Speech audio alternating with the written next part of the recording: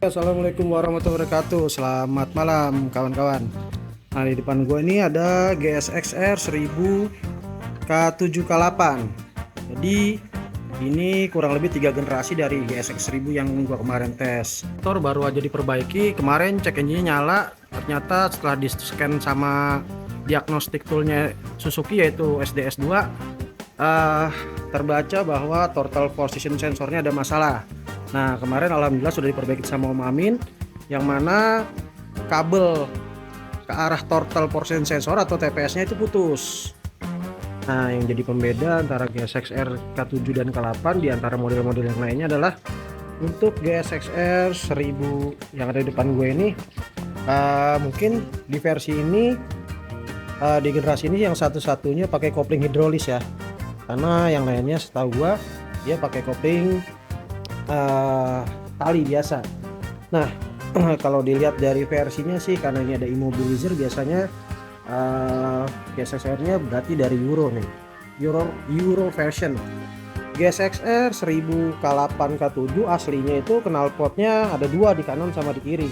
Nah, kebetulan udah gantian pakai ST Project, jadi suaranya ngeblar banget, bacot banget suaranya, bisa bangunin orang sahur.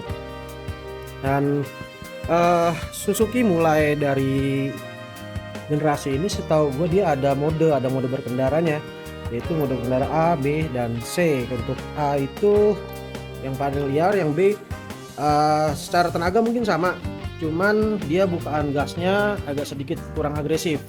Untuk C itu ada restriksi, biasanya dipakai buat kondisi hujan. Nah, kurang lebih penampakannya seperti ini untuk motor yang ada di depan gua. Liverynya ini udah nggak original ya, udah stikeran. Yang mana originalnya setahu gue warna biru putih, ada orange juga, ada kuning, hitam, dan ada hitam. Untuk klaster dari speedometernya seperti ini. Nah, ini mau diperbaiki besok karena jarumnya ini harusnya ada posisinya di 0 nih, cuman ini posisinya ada di sini. Jadi kalau digas nih muternya ke sini. Nah, untuk apa saja yang ada di speedometernya atau raster yang ada di dashboardnya, RPM biasa di analog, di sini ada gear position, di sini ada indikator mode berkendara A, B, C, ya kelihatan di sini sama-sama. Nah, seperti itu, ada speedometer, odometer, dan di situ ada suhu.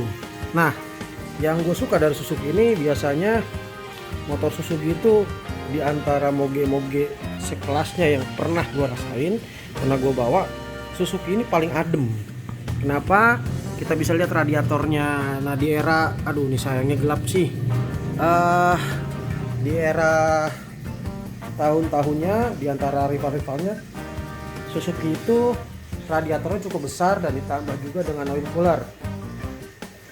Untuk motor Jepang yang lain, gua rasa di tahun 2007-2008 itu yang pakai oil cooler kalau nggak salah hanya Suzuki, kecuali motor Eropa ya.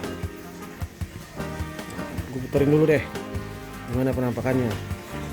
Sip, jadi ini baru aja diperbaiki ya, mudah-mudahan sih masalahnya udah terselesaikan. Cuman tadi gue temuin di sini kayaknya ada sedikit keluar minyak rem, nanti mungkin mau dicek lagi sama Mamin ya, ada minyak rem. Dan terus tadi udah gue bawa dari bengkel ke rumah, masukin giginya biasa aja, enak lumayan, cuman untuk netralnya tuh agak sedikit susah. Nah, kalau mesinnya seperti ini nih. Bismillahirrahmanirrahim, kita tes motornya sekarang. Wuih.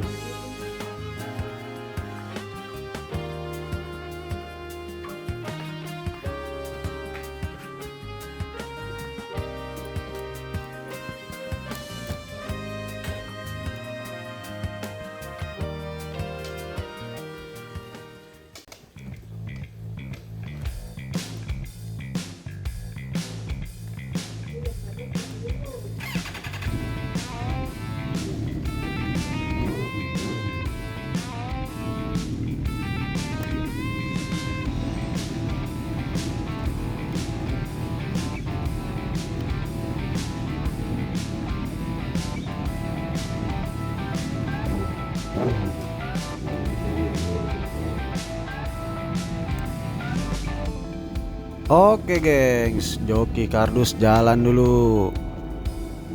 Seperti biasa, joki tester motor habis rungkat.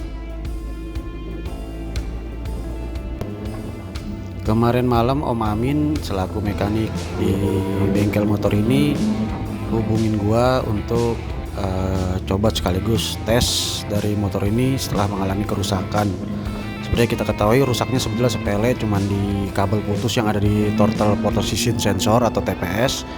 Nah, sekarang saatnya dites. Jadi video ini dibuat untuk dokumentasi sekaligus report kepada pemiliknya, si om pemilik, seperti apa motornya setelah diperbaiki. Jadi ini testernya yang akan gue lakukan adalah ya muter-muter sedikit aja, ngetes di motor langsamnya sempurna enggak, atau ada gejala-gejala ketidaknormalan enggak di motornya.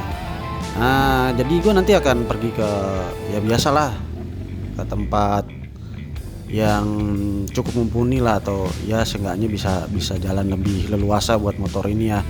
Tapi ya biar bagaimanapun untuk motor 1000 cc dites di jalanan seperti ini tuh bener-bener bingung. Lagi-lagi ini 1000 cc, jadi ya kalau dites kemana juga gitu. Oke, gua rasa jalannya udah cukup lebar di sini. Nanti gua coba tes, gua coba shifting nih sampai beberapa gear, coba lihat putaran mesinnya ada drop nggak, atau mungkin ada gejala-gejala pincang atau drop RPM-nya. Nah ini coba gua tes ya, gua oper aja, nggak mungkin gua juga ngoper dengan RPM tinggi karena memang ya sebetulnya untuk lewatin jalan ini cukup sampai gigi 2 kalau sampai ujung. Tapi ya ini gue coba oper tadi sampai gigi 4. Kira-kira ada nggak gejala-gejala RPM-nya drop.